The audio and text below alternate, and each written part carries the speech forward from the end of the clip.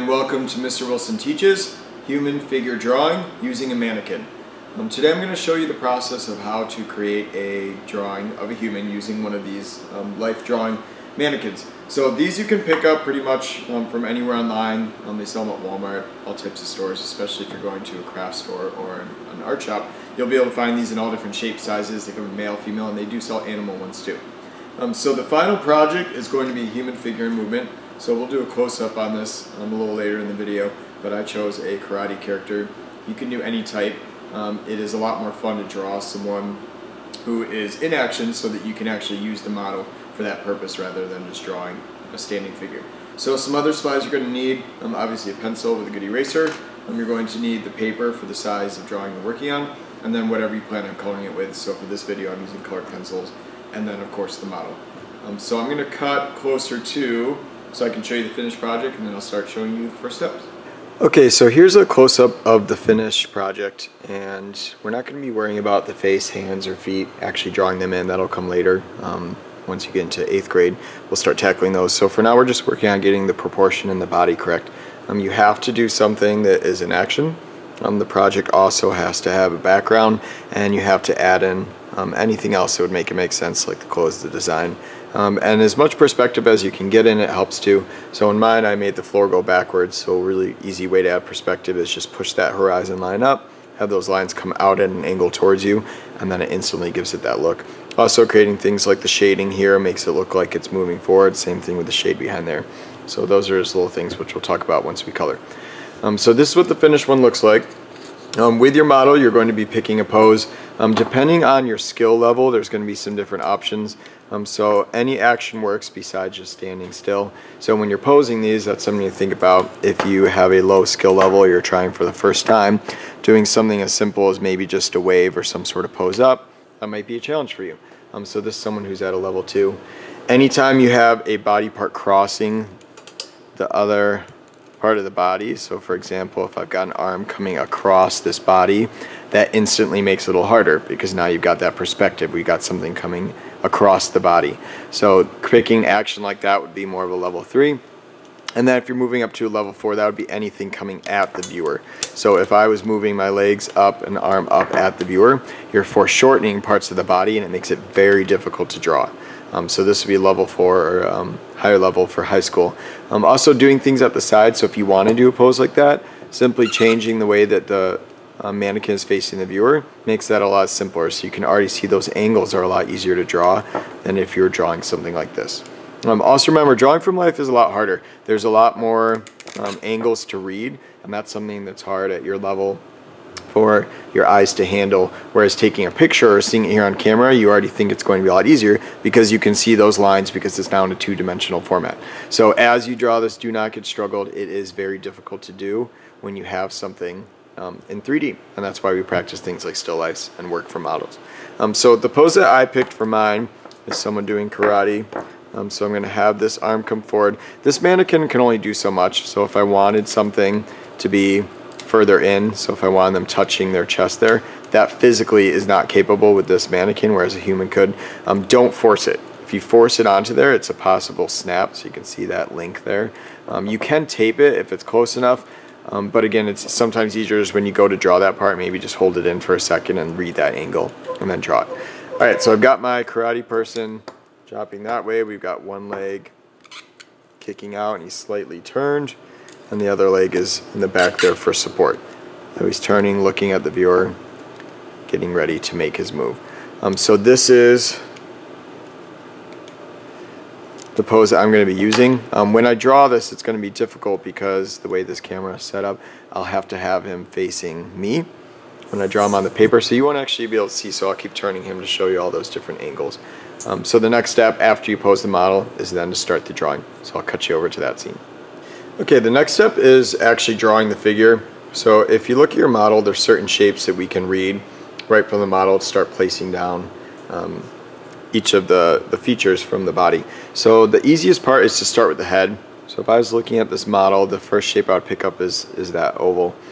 This is a little tall proportion wise, so we're going to shrink it down just a little bit and start by putting that right onto the paper And I do light sketch lines just to make sure it's the right size. So remember, the head should be bigger on top, smaller on bottom. So I'm placing that right in there. The next shape I'm going to do is that neck.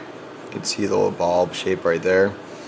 And then if you look at the next angle, those shoulders come out. So remember, shoulders are pretty broad, broader than you would expect. And I'm going to bring that chest down. So this is a circle shape in that waist that's letting it rotate around. So I'm just going to draw a circle in there. And then hips just come through in that general shape. For the shoulders, again, I'm going to start with your two ball shapes.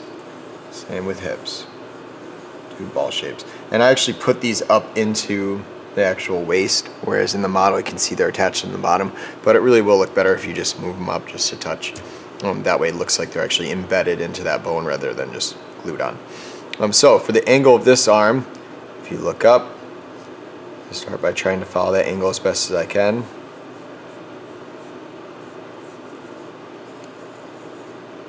And then the next one you can see is coming at us, so we actually need this would connect around there and then cross over the body. That's where it gets difficult. So having that foreshortened body is very, very hard to see in 3D. So when you draw this, you saw I drew the elbow first and then just connected the lines. That does make it a lot easier going from those ball joints first.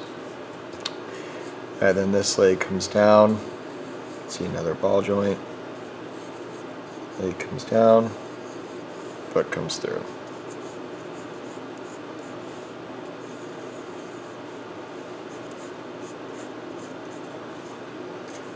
And this won't be perfect your first time through. You're going to have to go through and adjust some things out. You're going to have to keep looking back and forth and figuring out. But if you can read each of these shapes, it does make it a lot easier just going part by part by part. Some of you are good enough you don't need those shapes. So for the leg, you could just read the outside, start drawing it in, drawing around and getting it down. That's good hand-eye coordination. If you are able to do that, then you're going to be skipping this step, which is erasing out. So this is why we draw very lightly. All of those inside features. So we don't actually need any of those pieces in there.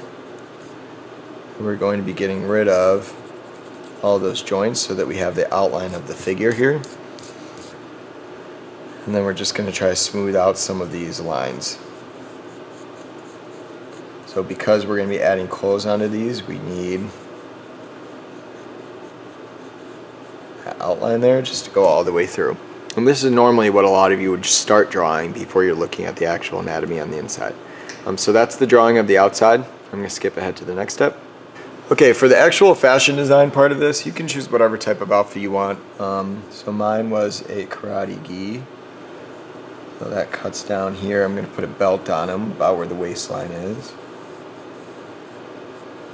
And I know as you're watching this, you're probably thinking making it look a lot easier than it is. And just remember, I draw these a lot, so it might take you a little longer to fit on all of these clothes. So that gi's going to come, and then it would get bigger once it comes to these. So I'm actually going to draw it 3D. You can see I added in the extra cuff there, so now it's going to look like it's fitting right over the clothes, or sorry, over the body.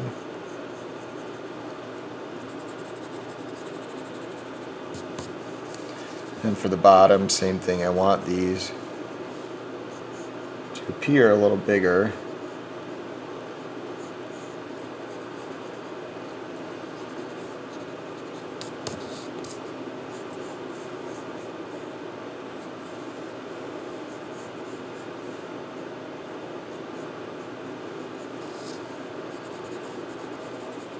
Just sort of erase out as you go. I'm also going to add a headband onto him. But even though we're not drawing in the facial features, adding something on the head or hair does make it look a little more normal, because it's going to appear like that head's too big, because normally we're used to seeing that hairline there. But by adding something on there, it does actually make it appear a little better. Okay, I've got the arms on here. I'm going to draw on the heel. Also going to add in some shoes.